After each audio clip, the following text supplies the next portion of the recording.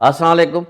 امید ہے کہ آپ سب دوست خیریت سے ہوں گے۔ میری آپ سے ایک ہی گزارش ہوتی ہے کہ میڈیا فوکس کو سبسکرائب کریں، بیل آئیکن کو دبائیں تاکہ آپ کو سارے نوٹیفیکیشنز ملتے جائیں، اور اگر اچھا لگے تو اس کو لائک کریں اور اپنے دوستوں میں شیئر کریں۔ یہی میری کامیابی ہے۔ 2025 خیر سے پورا ہو گیا، ابھی ہم 2026 میں آ گئے ہیں الحمدللہ۔ ہم اللہ سے دعا کرتے ہیں کہ یہ سال ہر مسلمان کے لیے، انسان کے لیے اچھا ہو، ہمارے لیے اچھا ہو، ہمارے ملک کے لیے اچھا ہو۔ اس سال میں کئی پلاننگز ہو رہی ہیں، کئی باتیں ہو رہی ہیں، کچھ نجومی بھی باتیں کر رہے ہیں، کچھ اور لوگ بھی باتیں کر رہے ہیں۔ ہوگا وہی جو اللہ چاہے گا۔ 2025 میں جس طرح کنفرنٹیشن ہوا، خصوصاً پورے ملک میں سیاسی بے یقینی کی صورتحال تھی، مہنگائی کی صورتحال تھی، اور کچھ ٹارگٹ حکومت نے اچیو بھی کیے۔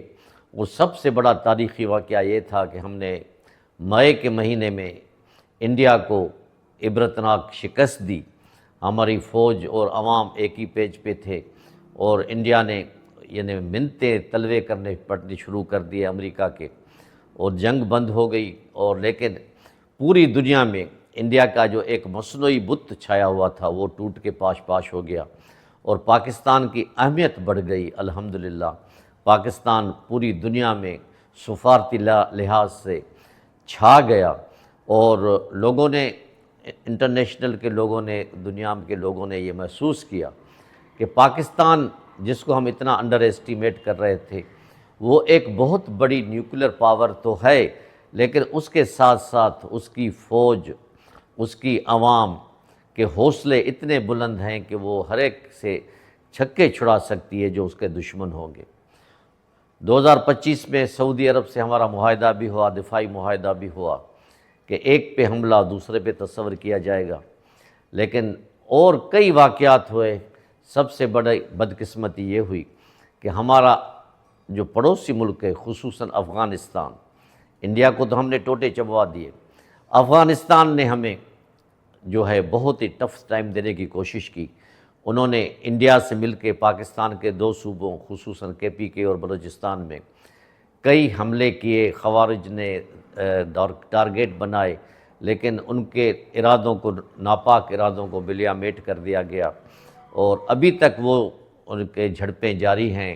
کبھی کبھی وہ چھپ کے وار کرتے ہیں، لیکن ہماری فوج، ہماری FC، ہماری پولیس اور عوام مل کے ان کے ناپاک منصوبوں کو ناکام کر دیتے ہیں۔ اس کے ساتھ ساتھ 2025 میں سیاسی بے یقینی بھی رہی، اور خاص کر کے PTI اور حکومت میں ٹھنی ہوئی تھی، تو 2025 میں کچھ اور ہی چیزیں بڑھ گئیں، اور عمران خان کو 2 سال کمپلیٹ ہو گئے اس میں اڈیالہ جیل میں۔ ان کے ٹویٹر اکاؤنٹ کو کون ہینڈل کرتا ہے، کس طرح ہینڈل کیا جاتا ہے، وہ بھی دنیا نے دیکھا، اور اس کے اکاؤنٹ سے جس طرح فوج، خصوصاً فیلڈ مارشل کے حوالے سے جو ٹویٹ کیے جاتے تھے، ان لوگوں کو میسیج دیے جاتے تھے، وہ بھی بڑے شرمناک اور بڑے خطرناک ہوتے تھے۔ اور ادھر سے ہماری گورنمنٹ بھی کسی سے کم نہیں تھی، وہ بھی پتھر کا جواب، اینٹ کا جواب پتھر سے دیتی تھی، اور کبھی کبھی اپنی لمٹ بھی کراس کر جاتی تھی۔ اس لیے عوام میں بے چینی، بددلی پھیل جاتی تھی۔ اور سب سے اہم واقعہ یہ تھا کہ جو مہنگائی تھی، اس نے عوام کی کمر جو ہے وہ توڑ دی، خاص کر کے lower middle class, lower class, غریب لوگ یہ تباہ ہو رہے تھے، اور ان کا بجٹ آؤٹ ہوتا جا رہا تھا۔ 40-50 ہزار میں ان کے 4 بچے ہوں، 2 بچے ہوں، ان کی تعلیم صحت کے ساتھ یہ تقریباً ناممکن ہے، لیکن اللہ اللہ کر کے سال گزر گیا۔ اور اس سال میں دہشت گردی کے بھی بہت واقعات ہوئے، ڈمپر کے واقعات ہوئے، خصوصاً کراچی میں جو موٹر سائیکلوں کو روند کے چلے جاتے تھے، اور کئی سینکڑوں لوگ شہید ہوئے، بچے شہید ہوئے، کئی ہزار زخمی بھی ہوئے۔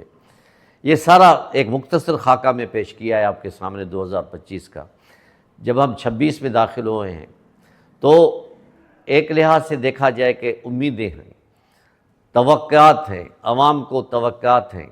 گیلپ سروے نے بھی کہا ہے کہ 53% لوگوں نے یہ توقع کا اظہار کیا ہے کہ انشاءاللہ 2026 میں معاشی جو ہے پالیسیاں اچھی آئیں گی، ہم معاشی طور پہ ترقی کریں گے، غربت تھوڑی ختم ہوگی۔ کئی لوگوں نے تو اس کا اپوز کیا ہے، کچھ لوگ نے کوئی یس یا نو کا جواب بھی نہیں دیا۔ لیکن ان پورے 2025 اور ابھی 26 بھی شروع ہو رہا ہے، ہماری ایکسپورٹ ویسی کی ویسی ہے۔ ایک خاکہ میں پیش کر رہا ہوں اس سال کا، اور ایکسپورٹ کم ہوتی جا رہی ہے، امپورٹ بڑھ رہی ہے۔ 150 سے زیادہ ٹیکسٹائل انڈسٹریز بند ہو گئی ہیں، اور بجلی کے ریٹس جو ہیں ہمارے وہ پڑوسی ممالک سے تقریباً دگنے ہیں۔ جب یہ دگنے ہوں گے تو ہمارے ہاں کیا انویسٹمنٹ ہوگی؟ ہماری تو انویسٹمنٹ باہر جا رہی ہے، لوگ جو ہے یہاں سے اپنی انڈسٹریز بند کر کے دوسرے ممالک میں جا رہے ہیں۔ ہم یہ امید کرتے ہیں کہ انشاءاللہ 2026 ہمارے ملک کے لیے، خصوصاً اسلامی ممالک کے لیے اور ہمارے ملک کے لیے اچھا ثابت ہوگا۔ 2025 میں فلسطین کی جو حالت ہوئی وہ بھی کسی سے کم نہیں، آج کسی سے ڈھکی چھپی نہیں۔ آج بھی وہ بے یار و مددگار آسمان تلے بیٹھے ہوئے ہیں۔ بہت سخت کڑکے دار سردی غزہ میں پڑ رہی ہے، بارشیں پڑ رہی ہیں، لیکن اسرائیل کو روکنے والا کوئی نہیں۔ امدادی کارروائیاں بند ہیں تقریباً، چھوٹی موٹی جو امداد آتی ہے تو وہ بھیک کی طرح ان کو ملتی ہے۔ یعنی کوئی مسلمان ملک بھی اس پہ زیادہ پروٹیسٹ کرنے کے لیے تیار نہیں ہے، ان کا خیال رکھنے کے لیے تیار نہیں ہے۔ صرف مذمتی بیانات ہم دے رہے ہیں کہ ہمارے کشمیری بھائیوں کے لیے بھی وہ تقریباً وہی حالت ہو رہی ہے، لیکن غزہ کی جو حالت ہے وہ انٹرنیشنل لیول پہ جو غیر مسلم ممالک ہیں وہ بھی حیران و پریشان ہیں، وہ بھی مذمتیں کر رہے ہیں، وہ بھی ان کے ساتھ اپنی ہمدردی جتا رہے ہیں۔ تو بہرحال جو میں بات کرنا چاہ رہا ہوں وہ یہ ہے کہ پولیٹیکلی ابھی بھی پاکستان میں بہت ہی انسرٹنٹی ہے، بہت ہی گندی لینگویج استعمال ہو رہی ہے دونوں طرف سے، خاص کر کے پی ٹی آئی کے لوگوں نے جس طرح کی پرسوں پریس کانفرنس کی شفیع جان نے، ان کے چیف منسٹر کے معاون خصوصی برائے اطلاعات نے، یعنی وہ شرم مقام کی بات ہے، ان کے لیے شرم کی بات ہے کہ اس قسم کی خواتین کے لیے نازیبا الفاظ استعمال کرنا۔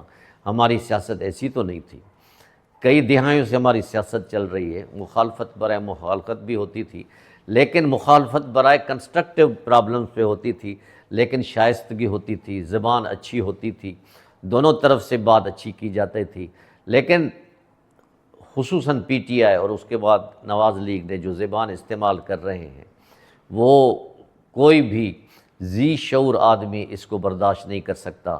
ہم کھڈے میں گرتے جا رہے ہیں۔ ہمارے ہاں کوئی بھی موضوع جو ہو اس کو ہم بڑھا چڑھا کے پیش کرتے ہیں، اور خاص کر کے جب سے میڈیا میں سوشل میڈیا کی انٹری ہوئی ہے اس نے تو تباہی مچا دی ہے موسٹلی، اور انہوں نے ایسی خبریں آتی ہیں، ایسی اس میں ویلاگس ہوتے ہیں، پروگرام ہوتے ہیں جن کا کوئی تصور بھی نہیں ہے، جن کا کچھ بھی نہیں ہے، وہ ایسے پروگرام پیش کیے جاتے ہیں جو کوئی بھی بہن بھائی باپ بیٹی دیکھنے کے لیے تیار نہیں ہے، نہ دیکھ سکتے ہیں۔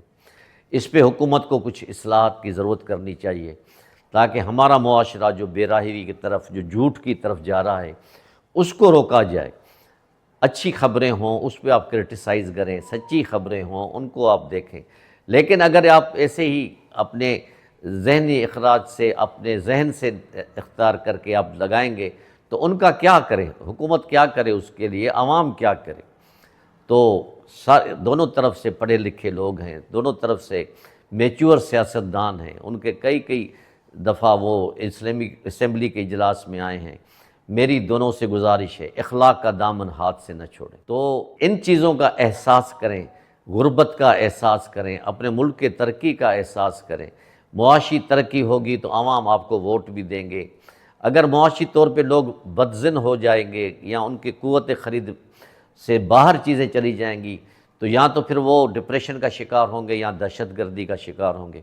اللہ تعالی ہمارے ملک کی حفاظت کرے۔